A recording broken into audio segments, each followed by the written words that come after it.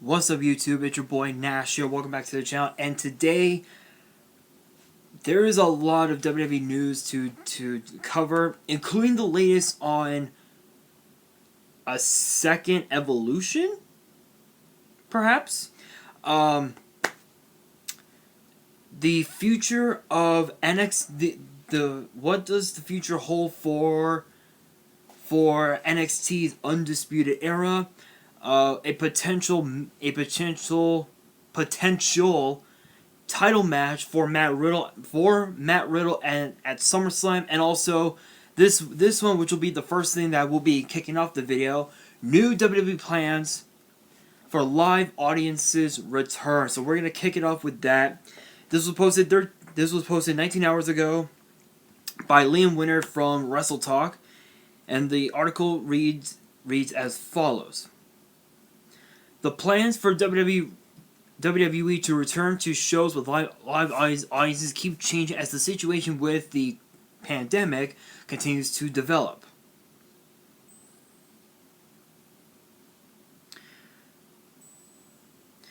In the newest update to these plans, reliable source WrestleVotes has tweeted out that with SummerSlam having a live audience now off the table and out of the question, the new goal is to return to live crowds by the end of September, so right around October. The tweet reads, quote, "Being told with SummerSlam off the table, WWE is now aiming for the end of September and as a restart for live audiences to be determined. TBT to be determined. WWE's September pay-per-view is Clash of Champions, which comes on the 20th of September. So that show could be the show WWE is aiming for to bring back fans.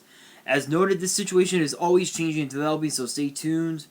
Okay, so yeah, I'm not even going to say anything about that, except the fact that, yeah, because of what's been going on in the world today, a lot has happened. In fact, I think I think in states like Texas and Florida and Georgia, Jersey, New York, Connecticut, DC, a major spike in cases. Here in California, it's actually been pretty okay. I've heard that there was a small spike in cases. In fact, I found out earlier.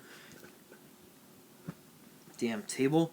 I found out earlier that my brother had gotten tested the other day, and he actually tested positive, but he didn't show any. Apparently he says that he felt fine, didn't show any signs of any of the other symptoms. So hopefully I'm hoping that he's all right. I'm hoping he'll be okay. And of course I also found out that his father is actually in the hospital, potentially because of the virus. So shout outs to my brother.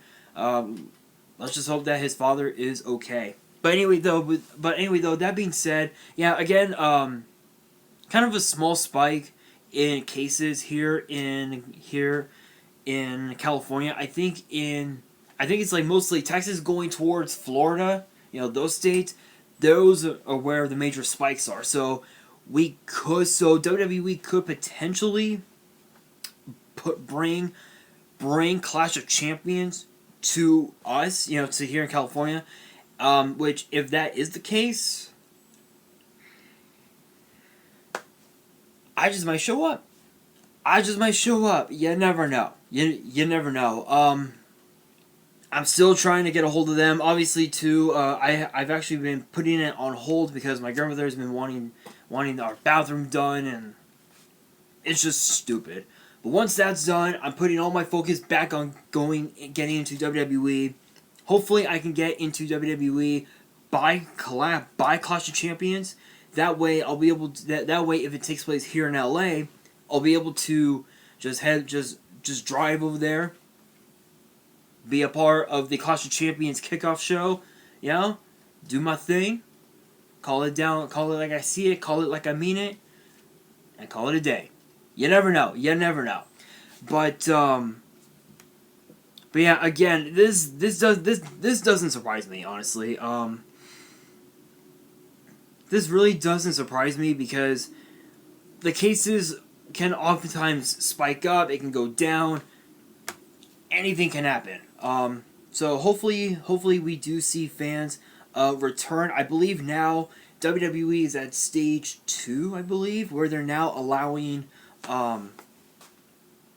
where they are allowing some of the superstars and the trainees at the performance center to show up to the performance center and to Full Sail and just have some fun and raise some hell. Alright, you guys. So with that being said, apparently there's now been a possible date for WWE Evolution 2. And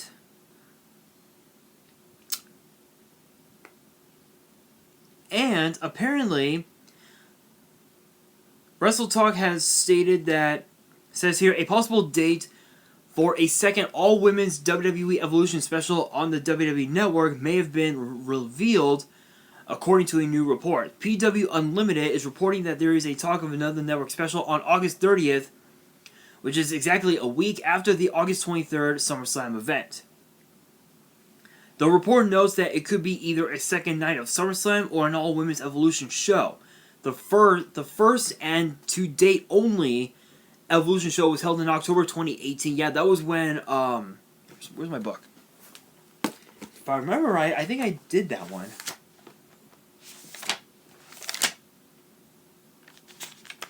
I think I did that one, didn't I? Yes, I did. I actually did do that one. What were the matches on that card? Sorry guys, I'm actually trying to adjust my piercings. I'm trying to adjust my piercings here, so forgive me. What were the matches? The matches that were on the card, there were 7 matches on the card. The first one was Trish Stratus and Lita against Alicia Fox and Mickie James. Then we had the Women's Battle Royal, which was a number 1 contenders matchup, which showed Nia Jax eliminating Ember Moon to win the match. Toni Storm versus Io Shirai, which was the finals of the Mae Young Classic. Then we had the 6-woman tag between the Riot Squad and, of course, Sasha Banks, Natalya, and Bayley. Shayna Baszler against Kairi Sane for the NXT Women's title. Becky Lynch against Charlotte Flair in a last woman standing match for the SmackDown Women's title. And then, of course, Ronda Rousey against Nikki Bella for the Raw Women's title. So the 3 women's matches, the 3 women's titles was literally the triple main event, which was actually kind of cool. WWE, so let's see here. Continuing on from where WWE has been pushing its top women, Bayley, Sasha Banks, Asuka, etc., really hard for some time now, and the report notes that it's all with this upcoming show in mind. It was also added that should it be an all-women show, it's expected that women from all 3 brands, including NXT, would be featured. Okay, so let me state for the record that Raw, SmackDown, and NXT aren't the only brands that have women's wrestling in it. Because if you guys recall, there's also NXT UK. However, too, because that the stars from NXT UK can't jump ship from their homes, in the UK and like Scotland and whatnot, to here in the US, unfortunately they'll only have to suffice with Raw, SmackDown, and NXT. So honestly though, if we do get another WWE Evolution show, I would love to see that because as of now,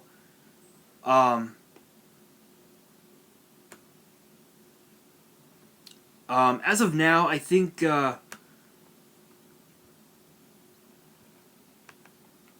I think honestly it would be awesome because over the last couple of years, over the last few years since 2015, the women have just dominated WWE with an iron fist, literally, which has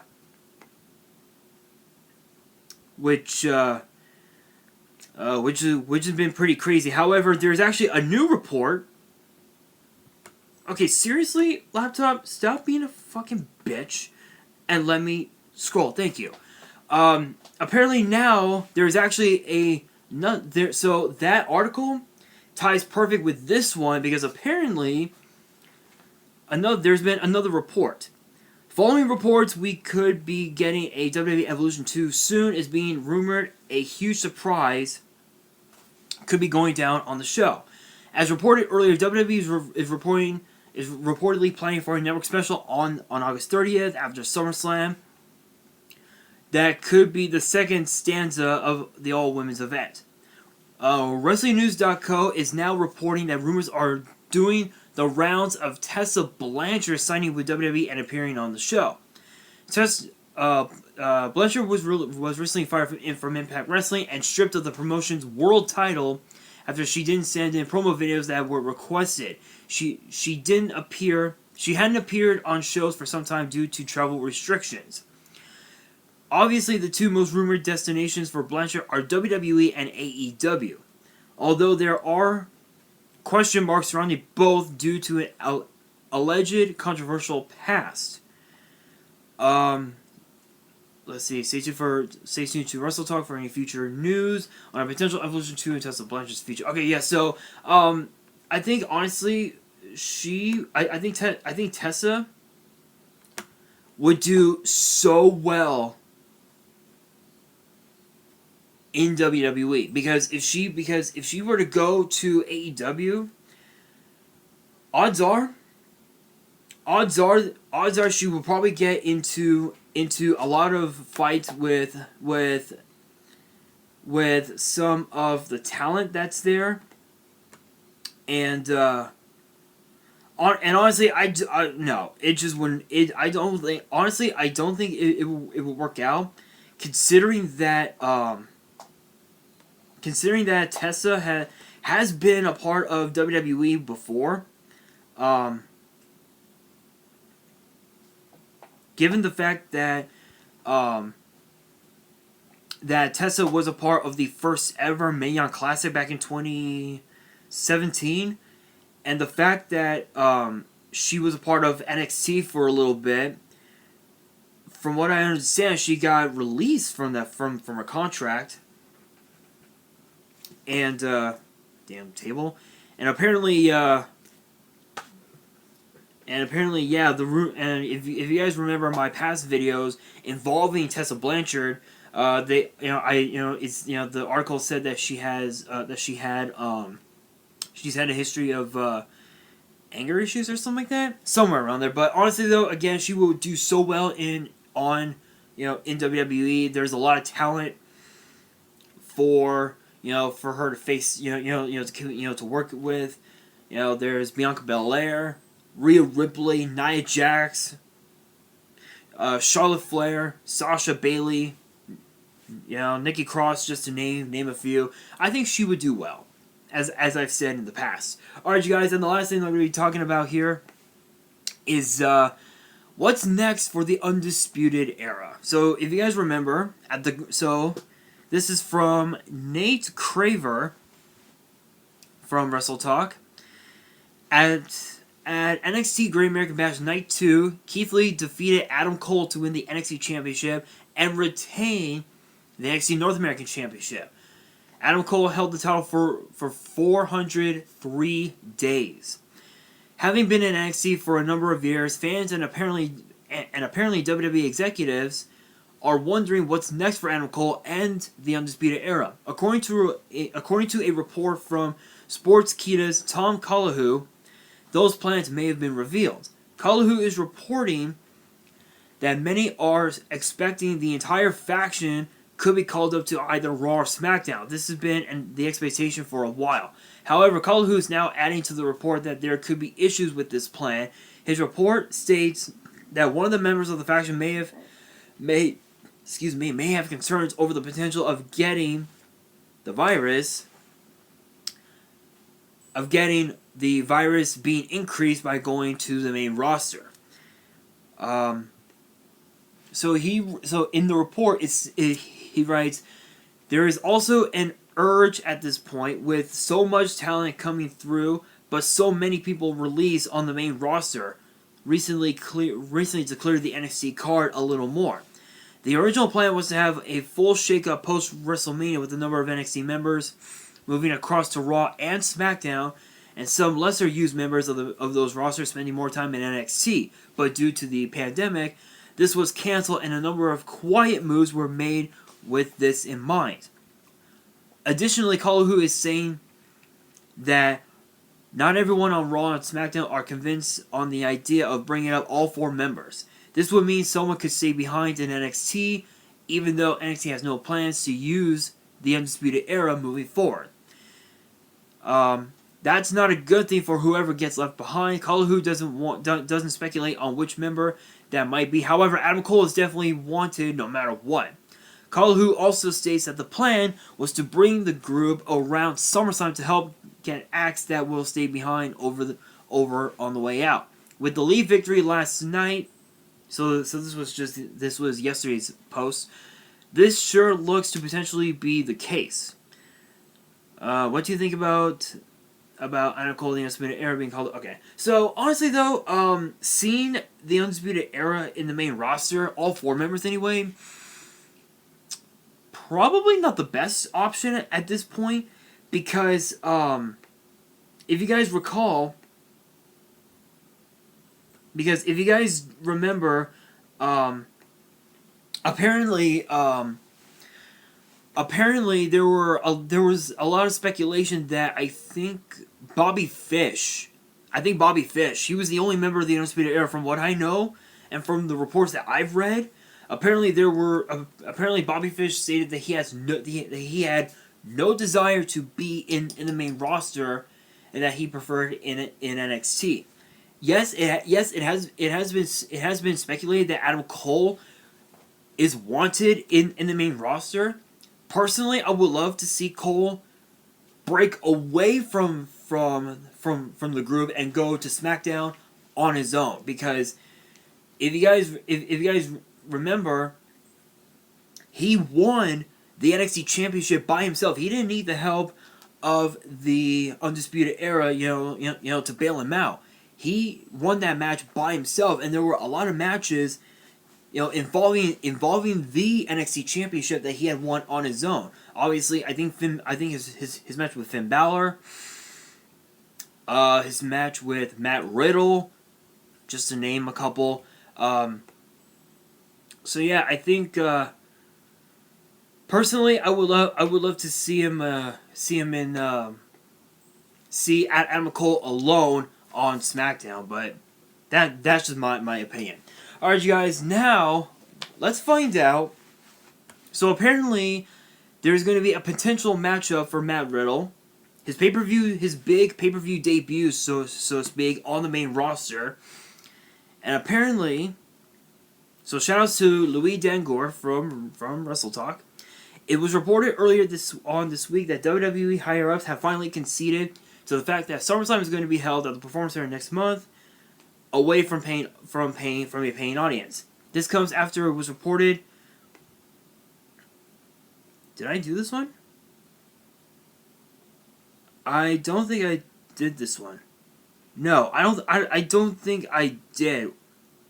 Okay, no, I did not. Okay, I was just making sure, guys. Sorry, I was just making sure. It says here that apparently that this was posted today. So, all right. Let me restart that. It was reported earlier on this week that WWE higher-ups have finally conceded to the fact that SummerSlam is going to be held at the Performance Center next month, away from a paying audience. This comes after it was being reported for several months now that management was determined to have the second biggest pay-per-view of the year in an arena with paying fans. However, due to the pandemic, that won't be possible. Now that we know now that we know where the show is going to take place, news is starting to emerge about what matches are currently being are currently planned to take place at SummerSlam. In the latest Wrestling Observer newsletter, Dave Meltzer writes what the current plan is for Intercontinental Champion AJ Styles to defend his title at SummerSlam against SmackDown newcomer Matt Riddle.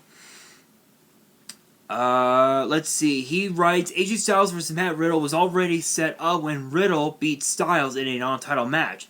It also could be Riddle versus King Corbin, which has been pushed on television, with the idea of a Riddle win to set up the Styles match at SummerSlam.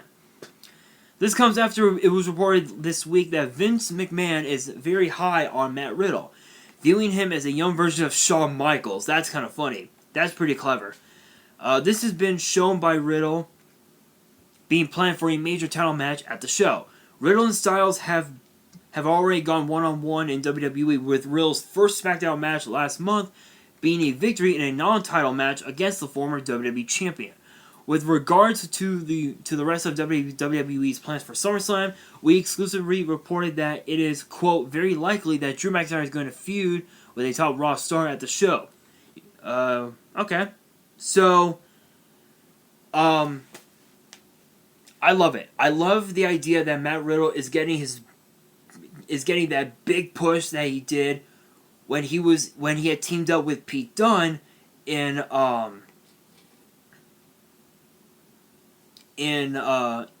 the Dusty Rhodes Tag Team Classic earlier this year, back in January. And what was ironic is that it was the Broserweight, which, did I do that one?